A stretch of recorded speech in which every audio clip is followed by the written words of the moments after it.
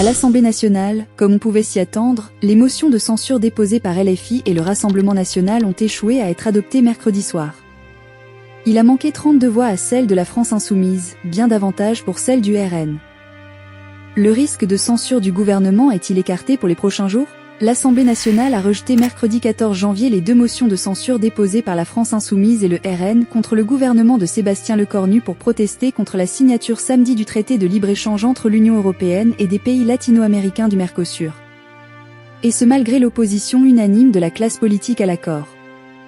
La motion LFI a obtenu 256 voix, et celle du RN 142, quand 288 étaient nécessaires. Le RN et son allié l'UDR, LFI, la majorité des écologistes et des députés du groupe communiste ont voté celle des Insoumis, la droite et le PS refusant de s'y associer. Si la France a voté contre la signature de l'accord la semaine dernière, l'extrême droite et la gauche hors PS ont dénoncé une opposition de façade, ayant échoué à faire barrage à l'accord. Pendant des années, non seulement vous ne vous êtes pas opposé à cet accord, mais vous l'avez soutenu, a fustigé la chef des députés insoumis, Mathilde Panot. Pour le Rassemblement national, Hélène Laporte a elle critiqué un accord dont l'agriculture française sera la grande perdante, et sur lequel le président de la République a selon elle multiplié les déclarations contradictoires.